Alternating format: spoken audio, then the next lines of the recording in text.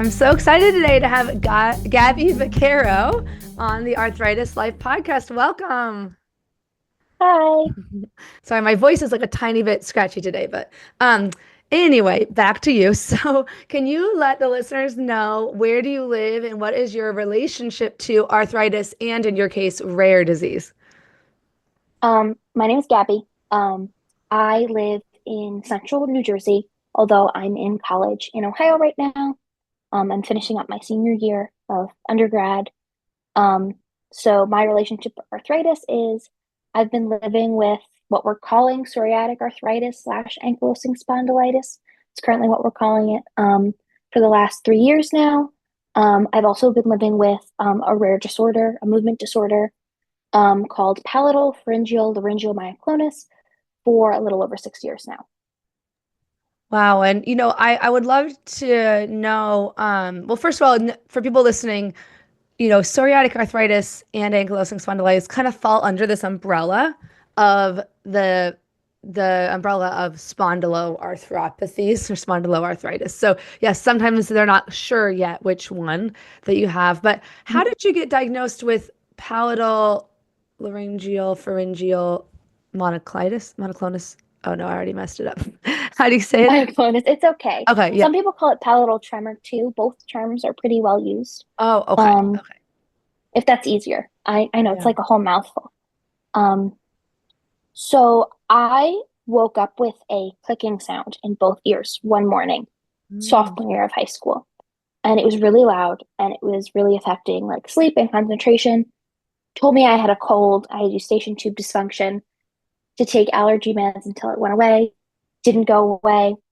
I ended up going to like 10 different doctors, and they all told me varying levels of medical gaslighting, that I was making it up and that it was actually not real. And I was just totally being dramatic teenager.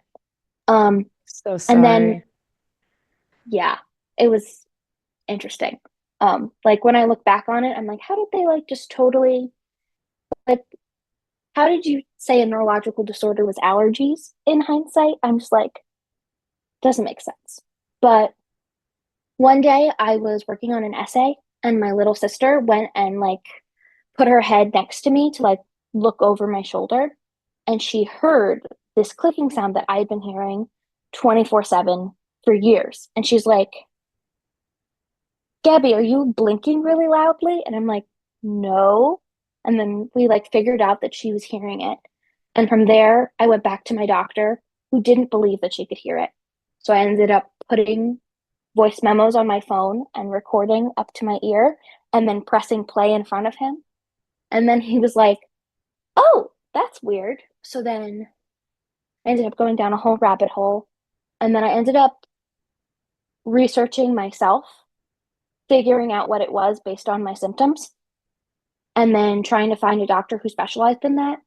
I ended up going to a doctor at Temple in Philadelphia who had a specialty in that. I'm like, I feel like that way she could tell me one way or the other if this is what I think it is. And then she she did like a scope and she was able to diagnose me in like 10 minutes. She's like, "Oh yeah, this is really obvious." So basically, it can happen essentially, which is what we think is my case. It's a little unclear. Or it can happen like post stroke symptomatically. I kind of have features of both. So we've said it's probably essential because my brain MRI is good, but with all the other stuff I have going on, who knows? Um, Basically, the muscles in your soft palate. So your soft palate is if you put your tongue on the roof of your mouth and move backwards, that soft and squishy part is your soft palate. So the muscles in your soft palate, either the tensor veli palatini or the levator palatini. I have it the levator, which is usually the symptomatic kind.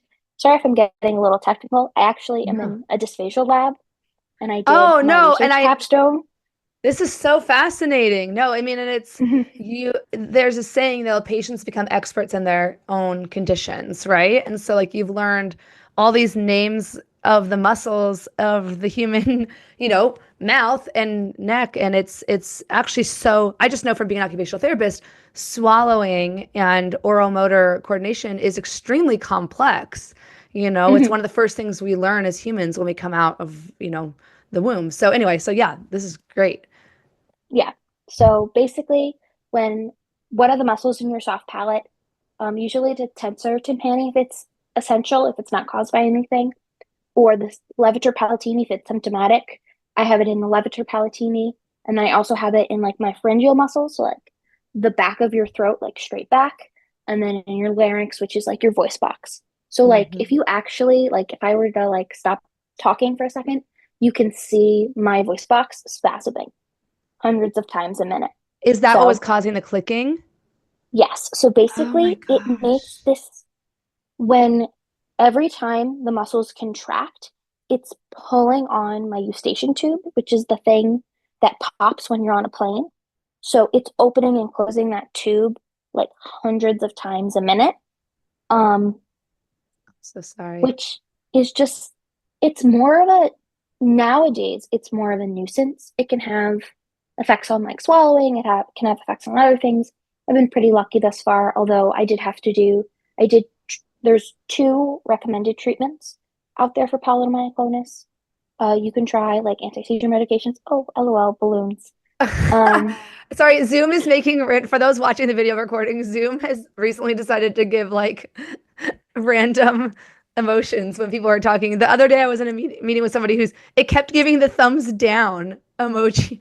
And she was like, I'm not saying anything bad. Sorry. So anyway, continue. no, I love that. That is like, oh, fun. Yeah. I tried to do it again and it didn't do it. But like, there's two treatment options. You can try like anti-seizure meds, which I tried and they didn't work. Or you can do Botox injections to paralyze the muscle, Mm, which Botox injections in the back of your throat are not pleasant. Um, no. and I tried that twice and it didn't really help enough. And I had like difficulty swallowing for a couple months after, which senior year of high school, not being Oh, able to swallow liquid without a straw was just like not the experience you want to have. But no. so now I just kind of live with it because I've done the two treatment options. Um, so it's just part of my life. I kind of forget that people like experience quiet as a thing. Like I'm Yeah. like, that's wild. Wow. I don't know how rare it is to experience this completely randomly, but I have had times where I swallow and I hear a click. I can hear a click, Mhm. and sometimes that's why when you're like on the airplane and then you're coming down, like the air pressure is changing, and you chew gum or like swallow, that can help. So maybe that's not, I'm not saying that I have what you have. I'm just saying I'm like trying to think of ways that people listening could like try to empathize or imagine Mhm. what that's like. Um, does it feel It's similar? basically it's that it's the same. It's the eustachian tube the same. It's just that you know how your ears pop on an airplane, mine Yeah. pop 120 times a minute, kind of a deal, Wow. That's what I can 24/7. imagine. Yeah. Wow. Wow. And then, so on top of that, so that was you were in senior year of high school when you got that diagnosis. What about the spondyloarthritis? What what symptoms did you have and how did that diagnosis process go? So all through high school, I had weird medical issues. My knees hurt all the time. I was constantly so much more tired than my friends. I was having these random rashes. And my pediatrician was like, something's weird with you. I don't know what, but something's weird. But we kind of were like, let's keep an eye on it. Maybe you have flat feet, so maybe that's why your knees hurt. Oh, you're a little anemic, maybe that's why. Nothing really concrete. And then freshman year of college, I went on a mock trial trip my spring semester. So mock trial is like basically lawyer cosplay where you pretend to be a lawyer and you do arguments and you stay Sounds up so all night fun. prepping. I've never done it, but it sounds so fun. Oh no, it is very fun. And I went on a trip where I had not slept for 2 days and ate nothing but McDonald's fries. So clearly the best for your body. I'm being sarcastic, but and I woke up the next morning and my fingers, I don't remember which fingers, but these four, I don't know what they're called. Um, The f- Wait, which part of your fingers? these four fingers, the bottom joint and then the middle joint. Oh yeah, the MCP and the PIP, metacarpal phalangeal and proximal interphalangeal joints. So like knuckles and then the one between your knuckle and the very last one, the distal one. Yeah. Yeah. Well, I woke up and my fingers were super swollen on both sides, Oh, and those hurt gosh. like so bad. Like it was like totally fine. Next morning, like, ah. I was like, oh, maybe it's something like maybe I slept wrong on both hands simultaneously. And Oh, I took some gosh, yeah. ibuprofen, didn't get better. After a week or two, I called my pediatrician from college, and she's like, nope, not normal. Let's go get blood work. And like my CRP was super high. So I did ibuprofen around the clock for a little bit longer. I really couldn't write or type for more than like 5, 10 minutes at that point. Um, I ended up failing all of my finals because I couldn't finish them because they were so long and they were writing, and I didn't know about accommodations at the time. Like I didn't connect that was something that I could like ask for help with. Right, right. Um, but about a week before I left for the summer, I went and I saw a rheumatologist at like near my school, and then she's like, "You have some kind of inflammatory arthritis. I don't know if it might just go away on its own. Let's try and do NSAIDs for another month." I did NSAIDs, didn't get better. Started me on Plaquenil, and then that kind of started the whole arthritis journey. It wasn't until this summer actually where I had the finger involvement, the knee involvement, and then I ended up having feet involvement over the last couple years. But this summer, I got COVID, and then my back started really hurting, my lower back, and that plus my family history. And then I did an X-ray of my lower back. I guess that makes more sense, which showed a little bit of joint damage. So that plus I have some family history of psoriasis that kind of put me in this diagnostic bubble like 3 years later. Yeah, well, and just for people listening as like a teachable moment, psoriatic arthritis can present with either like distal symptoms like the fingers, like the distal means like furthest away from the core of your body, so like fingers and toes. But the other spondyloarthropathies, well, sorry, like axial spondyloarthritis or ankylosing spondylitis or non-radiographic axial spondyloarthritis present in the spine and pelvis. Um, but psoriatic arthritis can present either with spine or distal involvement or both. So, so it is very hard.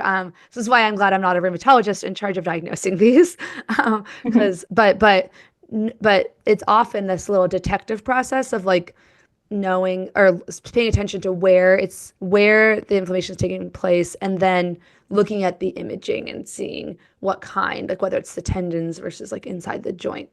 But long story short, so you've had this kind of preliminary diagnosis of inflammatory arthritis, and then like kind of basically some combo of psoriatic arthritis for like 3 years. Is that right? Yeah. Yeah, okay. And what kind of, I know you mentioned treatments for the palatal monoclonus. What about your treatment journey, kind of highlights and lowlights? And that's always a frequently asked question for the newly diagnosed people. So I was on just Plaquenil for like 6 months, and that kind of worked, but not really. Then I added methotrexate, which worked really, really well. And then it just made me so nauseous. But I stuck with it for a very long time. I've only just stopped it. I was on that for like a year and a half, 2 years. I don't even know. And then I ended up going on an archaeological dig a year ago, and I flared super badly while abroad. Um, so I was on steroids for a while. I'm back on steroids for a while again. This thought seems to be a recurring theme, prednisone for my fall semester, but it's okay. But basically, that flare, I ended up starting a biologic. I tried Humira, didn't work at all. Tried Enbrel, worked super well until it didn't. And now I'm on Cosentyx and sulfasalazine and hydroxychloroquine, which I just added. So, Yeah. Yeah. Well, and so this is a your experience is an example of how a treatment is not always straightforward, right? As much as we would like mhm, there to be just one clear best treatment, it's often an iterative trial and error process. I want to, I want to talk about your experience on methotrexate if you're okay with that, because mhm, I feel like I want to counterbalance my own story, because I often just tell people about the fact that I I have been on methotrexate for over 20 years, except for pregnancy and postpartum, and I don't have any side effects of methotrexate, like fatigue or nausea often. I very occasionally will get fatigued the day after, but long story short, I share that story because it seems like there's a lot of people online who talk about the side effects, and sometimes I'll say, just remember, like not everyone has these side effects. But I realized this is sorry, it's like a window into my thought process that maybe I don't ever want to come across as minimizing the reality of these side effects. And I think doctors don't know why some people have these side effects. Ironically for me, every other medicine that has nausea listed as a side effect, I will experience that. For some reason, I just don't on methotrexate. No, and I also don't experience hair loss. I have so much hair. Even my hairdresser is like, your hair is so thick. And people are like, how come your hair doesn't fall out? I don't know. I'm a freak. But anyway, so back to you. What, what not only it's like, can you paint a little picture if you would like to walk down like terrible memory lane? I'm sorry to make you do this, of what your body felt like after you took methotrexate, just for educational purposes and also validation purposes to people experiencing the same. And then I want to talk about your thought process and how you came to the conclusion that it was time to kind of break up with methotrexate, because I think that's a really hard decision, just like a breakup with a relationship. Mhm. So it was definitely hard because methotrexate worked really well for me.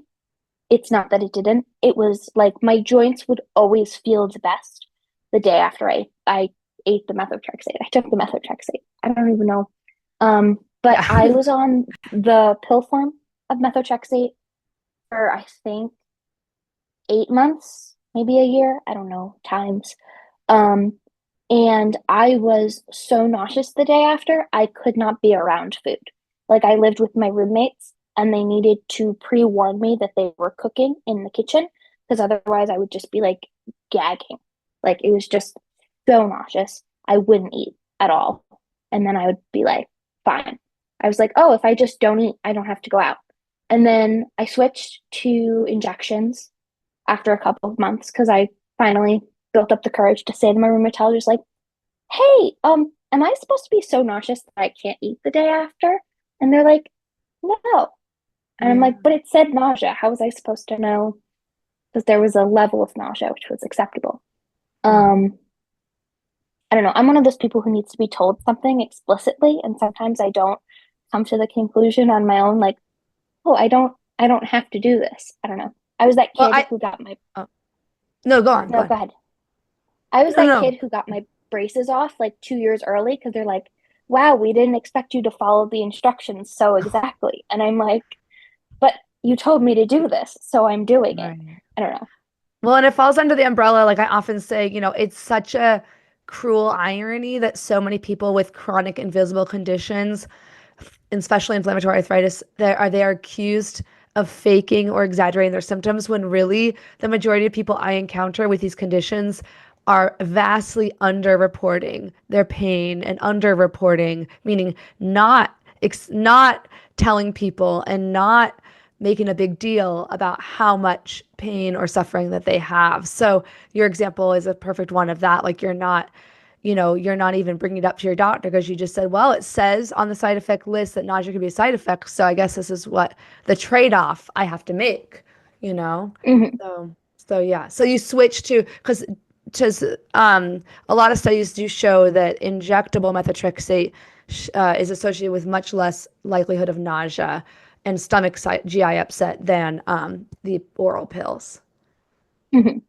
Yeah. So I switched to the injectable, which worked pretty, like, I didn't have a lot of side effects for, I would say, the first couple of months of taking it. I'm like, life is good. Everything's wonderful. I just take it easy the one day. I used to do my methotrexate on a Friday night, so then I would have Saturday, and then I ended up switching. So that way I would do it on a Thursday night and have Friday, because I didn't have classes on a Friday, and then I could still have a weekend with my friends. Like that was just something that was important to my mental health to be able to have a weekend. But eventually it got to a point where I was still nauseous, not enough that like I could be around food and I could maybe eat a piece of toast, but like I was also quite dizzy. And then I was like, if I have a meeting or something, I can't go because I'm like dizzy. And so it's like being nauseous and dizzy and just having a whole day of the week where I was just totally down for the count. It just wasn't worth it in my lifestyle anymore. I guess because I was also actively flaring for like months at this point. And so I was like, it's not like this is preventing me from flaring right now. Like I can try something else. Yeah, yeah. And I mean, we're going to talk a little bit more about like the Room to Thrive, support group or the alumni group later. But that is something that, that is discussed often in the group is like, when is it, thinking, helping each other think through, like really what you're having to do is perform like a cost benefit analysis, right? Of Mm-hmm. methotrexate. And when you're on multiple meds and you have multiple conditions, you can't, it's very hard, right? Because you can't completely separate out the variables, right? But I think your point was extremely well taken that like methotrexate isn't the sole driver of controlling your flares because you're still flaring on methotrexate, and there are other medications to try. So you Mm-hmm. tell me about what it was like when you told the doctor that you wanted to maybe break up with methotrexate. She was like, "Oh, that makes perfect sense." It was like a no-brainer thing. She's like, "Oh," like I messaged her this long message explaining all of my reasons, and it was like I feel bad for the my chart soliloquy that happened there. And then she's like, "Oh, let's do a virtual visit this week so I could switch you to something else." And then we did it, and then I switched, and it was not a big deal. And I was like, "Wow, I was expecting you to like fight me for this or something." I don't know. Yeah, and that's so I love this example because so often we gear ourselves up for things to be a fight, right? And sometimes they are, but in your case it's like a great example of, you don't know how your doctor's going to respond until you ask. So I think if for people listening, I'm always thinking like what are the main like what are going to be the takeaways from this episode, right? And one of them is, it's okay if you're having a lot of side effects on a medication, or even you're just feeling bad and you're not sure, is it the medication? Is it something else? It's always good to bring that up to you. It's okay to bring that up to your doctor. You don't have to tough it out. And I'm very similar to you. I've had to have that same conversation, or my doctor's had to have that conversation with me, you know?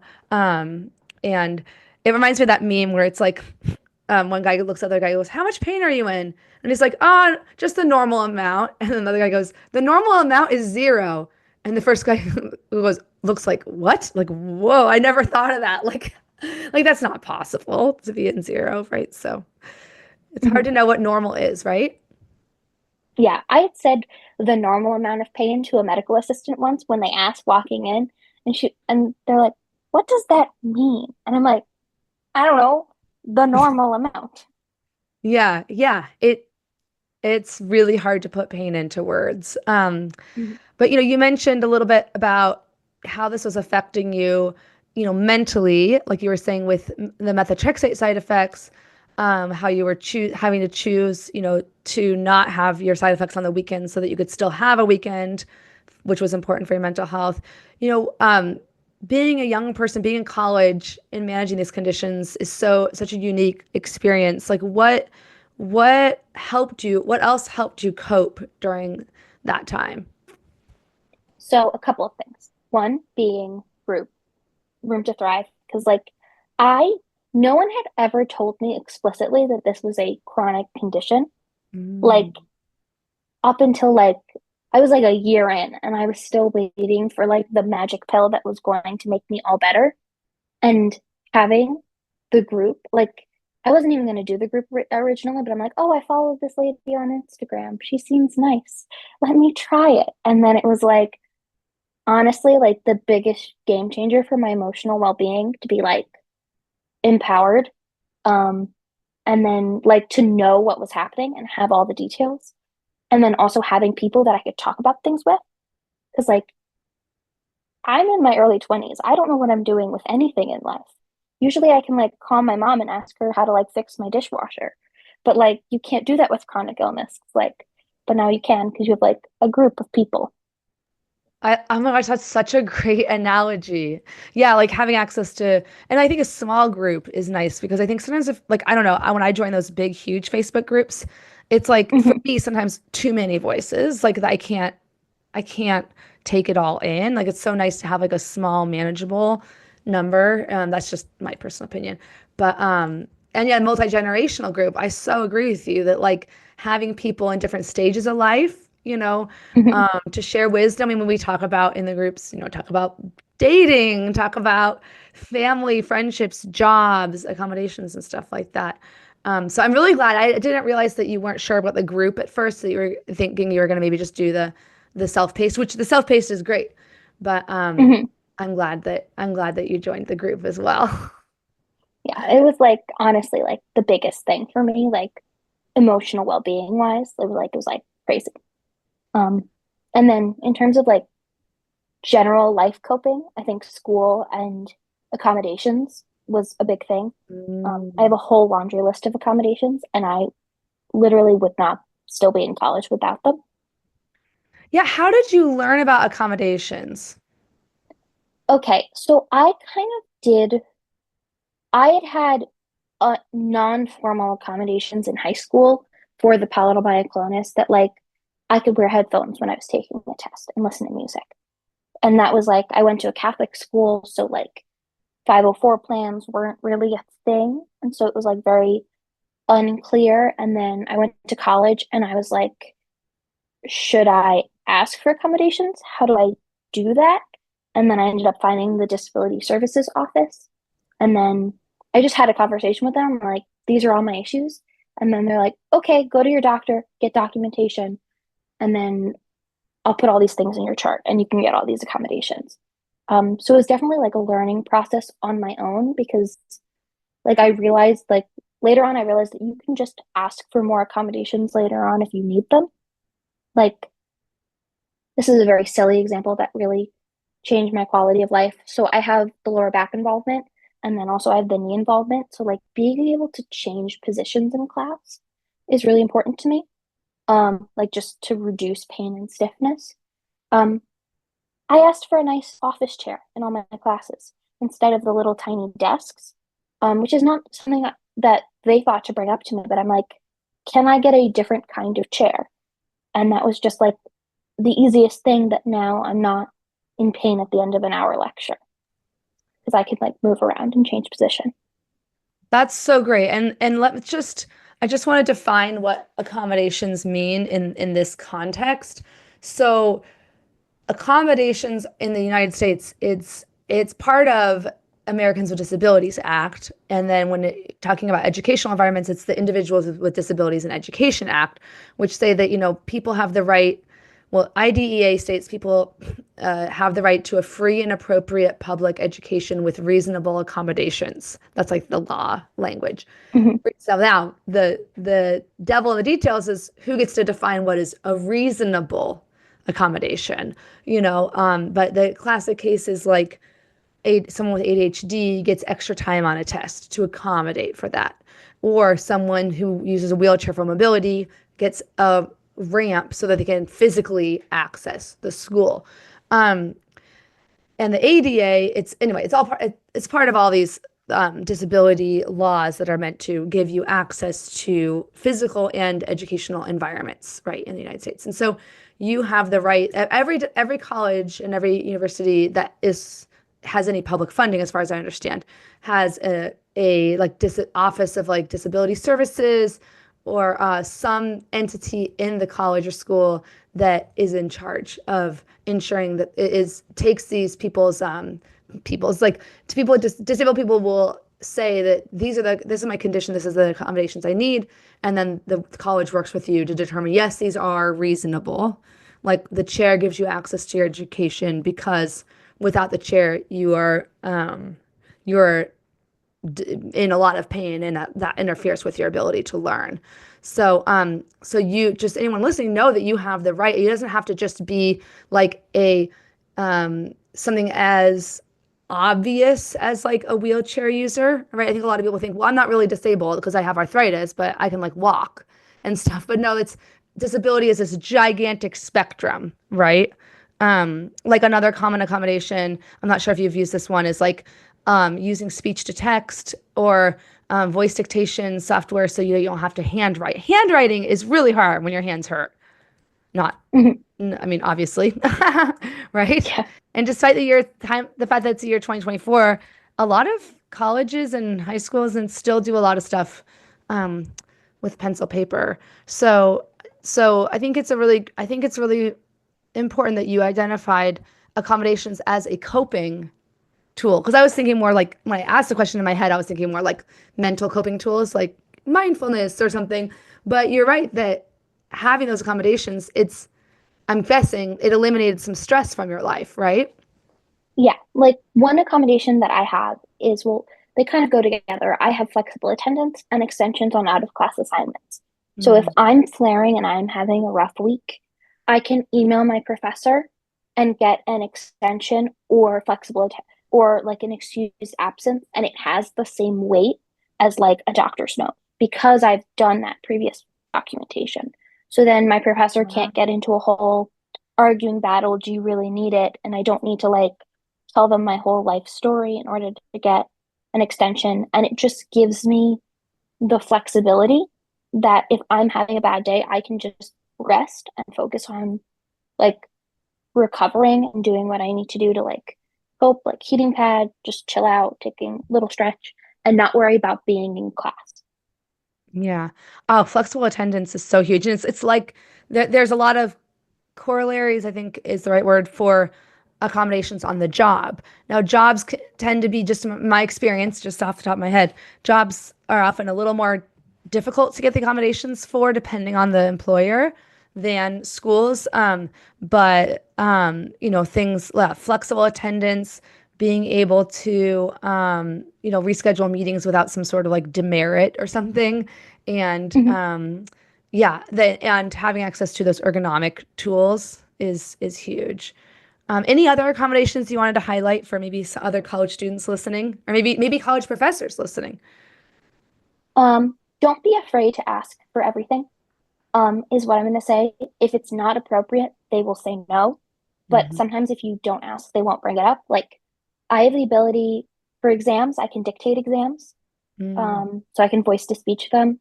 I can take breaks during exams. I have a little bit of extra time in exams just to account for the fact that I can take a break or dictate. Um, I have responsive transport, which is basically means I have an app and I can get a car, pick me up from my apartment, and take me directly to the door of all of my classes. So, like, Wow. if it's like a really snowy day out and I'm like, my joints are just not feeling this whole walking thing, I can still go to class. That's so cool. I hadn't heard of that as accommodation, but it makes perfect sense. I'm imagining my college campus, which there weren't roads to all the buildings, but there were little sidewalks, and there's the like maintenance people were always in like the little golf carts Mhm. driving around, or they're kind of little electronic cars. So I think they would probably end up using that. I don't know about Mhm. your school. Um, do they use those little golf carts? This is just a silly question. My school doesn't, but I know a Okay. lot of schools that do. I guess because all of the buildings are like accessible from the back entrance by the Mm, road. So it's just they used to have where they would actually drive onto the like quad yeah, and like yeah. in like these minivans, but then they stopped doing Oh. that.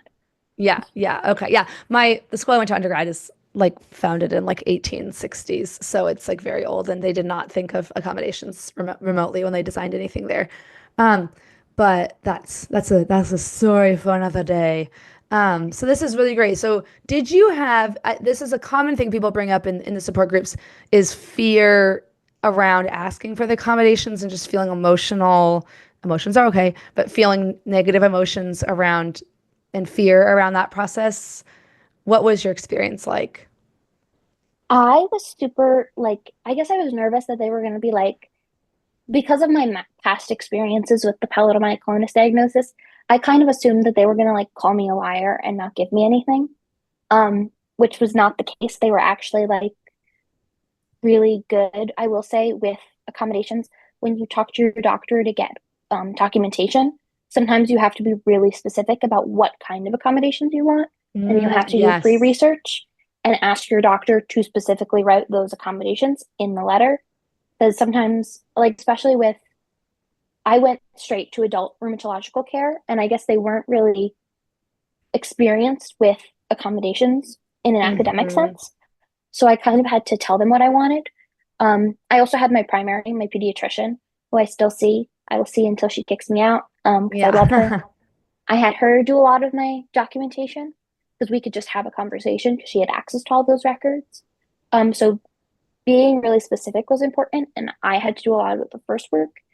But most of the time, they're very nice. I mean, I've taken classes as like a visiting student, and they've not been super supportive, but that's when you just Mhm. have to be specific. Are there any like websites that help you? Like, for example, Ask Jan, and I'm going to put this in the chat, the Job Accommodations Network. It has a great bank of possible job accommodations. And you can look it up by either symptom or diagnosis. So that's a website I often recommend to people for job accommodations. Did you use any like resources that you remember for school I accommodations? remember the Arthritis Foundation has a lot of resources for like kids with JIA who are transitioning to college, Yeah, yeah. which I didn't have a JIA diagnosis. I didn't get diagnosed until I was 19, but it was Mhm. still pretty applicable to me. And so I kind of pulled from that to ask for things. Okay, yeah, I see this. Know your workplace rights, know your testing and accommodations right. Okay, I'll put some of these in college access and success from the Arthritis Foundation. I will definitely put those some links in the show notes. I'm just always trying to give people more resources, and you don't always have to have a formal process where you have like these job or work accommodation, yeah, job or school accommodations can be something that's um, formally documented and approved through your school. That's the way to make sure that you get it. But you also like I've had jobs where I just kind of, especially really small employers, like when I worked for a small outpatient OT clinic, you just can kind of like talk to your coworkers and be like, hey, can you help me with like this thing? Like there was this one thing when my joints were flaring postpartum where I was in a pediatric clinic and we had these swings and we had to pinch this, what are those things called? Like hooks that are like carabiner hooks and to get the swing up to the ceiling. And I had a really hard time pinching it. And so I would just ask for a hand from anyone in the room and if it was safe, obviously, for them with the kids that they were watching. And I didn't have to like document that anywhere. It just was, something that they just knew my thumb was sore and I needed a little help with that. So just know it doesn't always have to be like a documented thing, but if you want to, but it's better to document it and not need it documented than to not document in the first place. So I hope that your experience and your tips, like thank you for giving people these tips because again, it's something that a lot of people either don't realize that they have the legal right to, or they're scared, or they gaslight themselves because they think it's not that bad. Like, I definitely was like, oh, it's not that bad. But then I was like, I guess what's the harm in asking? Like they'll say no if yeah, it's not appropriate. yeah, Um, that's a and great or like, yeah. outlook. That's a So great like outlook. just Sorry. ask. Yeah. Yeah, that's like a good outlook for a lot of things in life, I think, actually, you Mhm. know. Um, Is there anything else coping wise, like any, specific, like I think about acceptance and commitment therapy for me and like reading The Happiness Trap and going to therapy, like those were kind of like my, some of my highlights for what helps me cope on a daily basis, friend and family support, obviously the support groups too. Anything else just while we're on the topic of accommodations and also coping. I have like awesome family and friends that support me. I have my parents are great. My mom has driven the 8 hours to my college campus every time I start a new medicine, Oh so that my way she can just be next to me. Um, That's it's so quite funny. sweet. Every That's time I start a new medicine, I'll wake up in the middle of the night and she'll be like staring at me, making sure I'm okay. Oh, that's so sweet. I know, she's wonderful. Um, and then my roommates are, I have three roommates and they are awesome. Like, especially with like being on like immunosuppressive medication and not getting sick. They have what they've playfully called the Don't Kill Gabby plan, where they'll be like, I woke up with a slight sore throat this morning, already COVID tested negative. We'll be wearing a mask in the kitchen. And I'll be like, cool. And so they've always just been, I think, having people in your life, people are usually very nice if you are direct and explain things well. then generally people will be nice and reciprocal. But yeah, I have great family support. Um, and I have great friend support, even though I wouldn't say they get chronic illness 100% of the time or get like arthritis specifically, because it's not like I have anyone close to me in my life who has like autoimmune arthritis, but like they were just always really willing to like listen and respond appropriately. I don't know. That's amazing. And are these people that you sought out or were you randomly assigned to them as your roommates? They were honestly, I was close friends with one of them, and then two of them were friends of a friend, and so we kind of just all grouped together. Okay. Sophomore year, we got all grouped together, so I only knew one of them Wow. well, like initially, and then the other two just jumped in. That's amazing. That's amazing. One more question before we get to the rapid fire questions, which is going by, it's going by so fast. But you've already painted a picture in many ways of like what a day in your life is like. That's one of my favorite questions, actually. I don't always ask it. What's a day in your life like in terms of like, are there things that you do? What are the things that you might do to manage your condition? Like, putting on compression gloves if the fingers are hurting, or a heating pad, or anything you want to share about kind of like your day in the life. I would say setting up my day for success. Like I'm in college, so my schedule is flexible. I do better with a slow morning. Just like having time, especially since like morning stiffness can be kind of long, to just like have time to slowly wake up in the morning.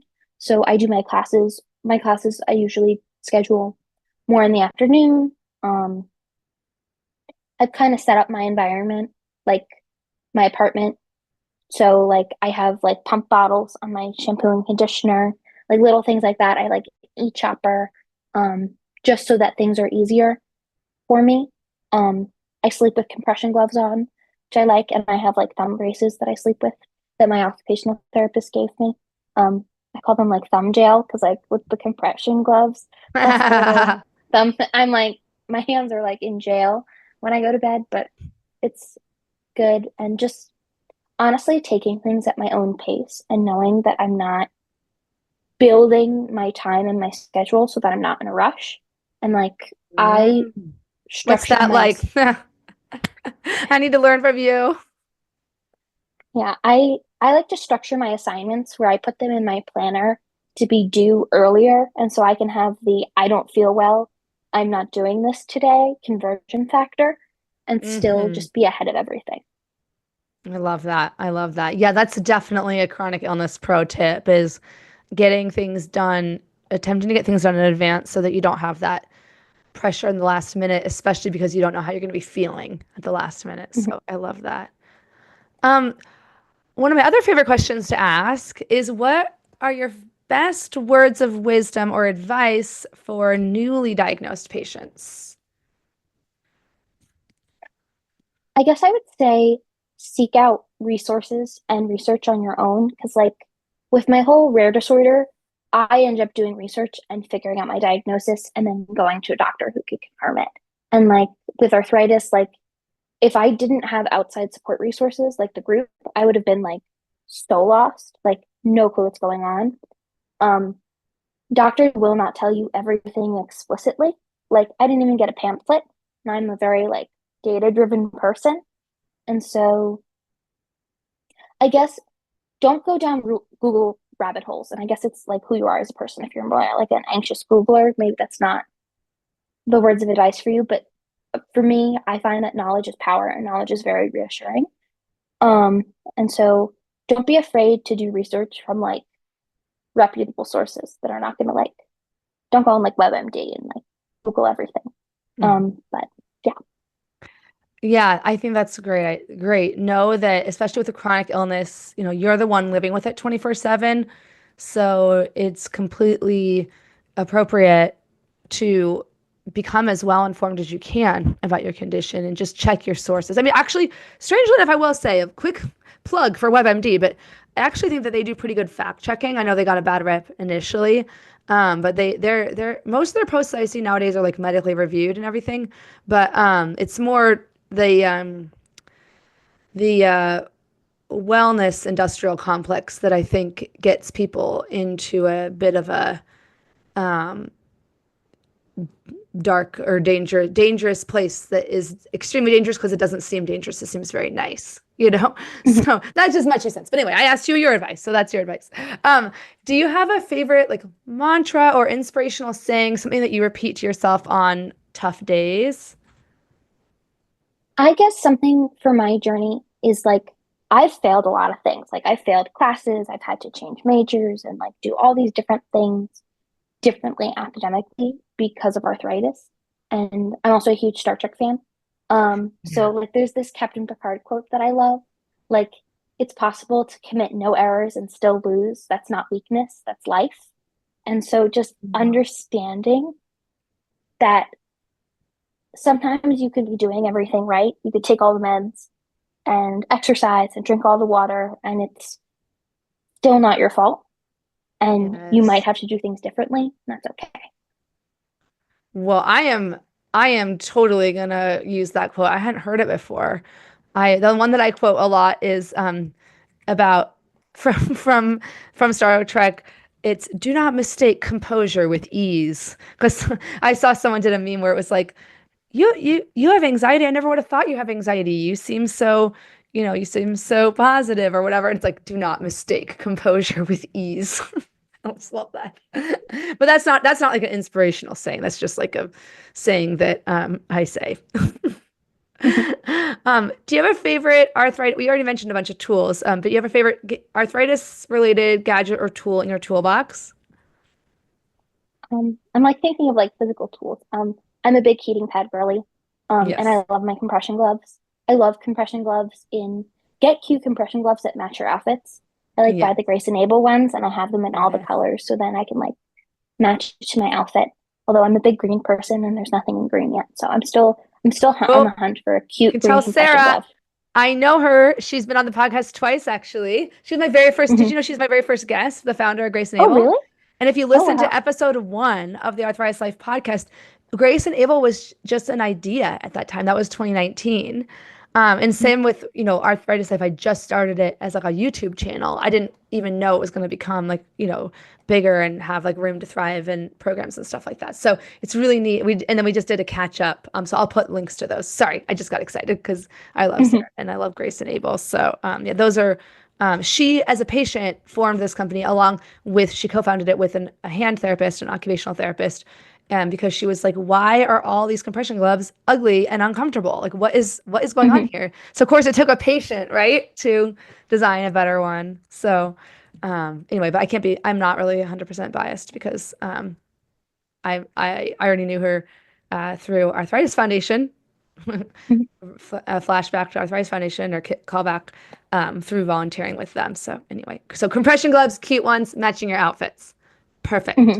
You can even bedazzle them. I have my bedazzled ones from the Taylor Swift concert that I still wear to like other events now. Hmm. Although once you bedazzle them, you can't wash them. Okay. Do you have a favorite book, movie, or show that you've watched slash read recently? I don't know. I've been reading, I'm a big Star Trek fan. So my new thing now is I've watched all the Star Trek series like a bajillion times. And now I'm trying to read through the novels because there's like hundreds of the novels. I And didn't so I know think that. that's what yeah, like the Star Trek universe is ever expanding. You need something to get into. You have a lot of free time. Just watch Star Trek and read all the books. So I don't know. I guess that. Okay, Star Trek, definitely. I'm putting that on. I have Star Trek settler themed the Settlers of Catan. That's as much as I get. Okay, what is it? This is like kind of the $100,000 question that this entire podcast is trying to answer. So it's a hard one. But what does it mean to you to live a good life and thrive with inflammatory arthritis? I guess to me, it means knowing that everything's not going to be perfect all the time. And it's not like I'm going to be pain free and have no fatigue all the time, but just doing the things I want to and figuring out the tools I need to, and just having like my coping and my support, like my family, my friends, like my faith is very important to me. And just like Mhm. using all of that together to just kind of live with it. Like it's part of me, it's not all of me. Um, and like, I don't know, just vibing. Yeah. I mean, you're so chill. I just love it. I love it. Oh, yeah. Yeah, like I love that. It's just, it's living alongside it, living in what would you call it? I keep wanting to say the word peace, but it's not even that. Living in harmony, that's the word, with your condition versus fighting it. I think that's a very healthy outlook.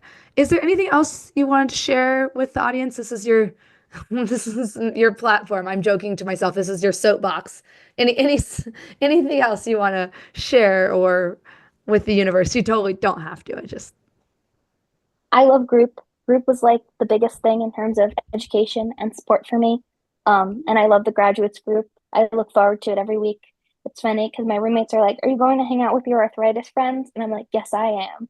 Ah, I love it. Yeah. Oh, yes. And I need to do a better job of explaining. Yes. So there's the initial smaller cohorts of the Room to Thrive groups that are like anywhere from 8 to 14 people, usually like around 8 to 10. And that they go, you go through the program over the course of like 3, 4 months. And then if you want to keep connecting, because a lot of times people are like, wait, I want to still, like, now I love these meetings and I want to see these people. There's an alumni group that meets also every week. And that's not as much of an educational support group in the sense we don't have like predetermined topics of the week. And it doesn't have like the course material is along with it. It's just pure, like you mentioned, friendship. And I'm still facilitating that, where we have guest facilitators. But and we do sometimes talk about, right? We talk about like questions people have, updates, and it's also, yeah, a lot of bonding. And you've been there a little while, and it's some of the people there have been there since 2021, now, so that's like 3 years. So it really is, sorry, I'm talking more about it, but it's really a chance to form like longer lasting, bonds and friendships. What are some of your favorite things about the group? I don't know. I feel like I have a bunch of, I think I'm the baby of the group right now, the graduates Yeah, group. I think so. Um, I feel like I have a bunch of like aunts and like I have like chronic illness aunts and I can just like ask things and be like have like humans who like get it and like just Yeah. talk and like I look forward to hearing about everyone's week. I'm like, oh, what's happening in their life? I'm like thinking about it. I'm like, oh, they had this appointment this week. Like, I wonder how that went. Like, just throughout my week and just having that group. Yeah. Yeah, this is gonna sound like a really strange analogy, but it just occurred to me that, like, my mom once said she got a housekeeper for the first time, and she was like, what I realized, it's not just it's every other week. And it's not just the fact that they come every other week. It's that throughout those 2 weeks, you're not as stressed about the state of the house because you know that there's going to be this appointment where things are going to get cleaned up. And I kind of feel like, not in the same exact way, but the group is more like you have this thing that you're looking forward to each week that is same with therapy, right? But where you're like, okay, this is where, if something's stressing me out, this is where I can bring that. Or if this is a major win, like in your case, you shared in the group, that about the methotrexate, which you just shared to the podcast too, right? And it's like everyone was like celebrating with you. Okay, like you made the decision to break up with methotrexate. We're celebrating you, and people celebrate all their major life events too. Like graduating college, um, you know, going on a trip. Like we just celebrate those things. So yeah, thank you for sharing about that. Yeah, it is really, I just want people to know about it. I still don't know like the best way to get the word out. You know what I mean? I use social media and the podcast, and videos to just make sure people know, because I think it is obviously I'm biased, but I think it's a pretty special experience. So thank you for being part of it, because a group is only as strong as the members, right? So it seems to attract some pretty wise, pretty cool people. So if you are listening and interested, the show notes always have like links to the pages that will tell you like when the next groups are starting. Because right now I start the cohorts twice a year, and then the alumni group runs continuously. So thank you so much for sharing that. And then where can people find you online if you are amenable to people finding you online? I'm not super active on social media, but you are more than welcome to follow me on Instagram. Gabi Grace Vaquero. It's my name. It's not hard, but yeah. Yeah.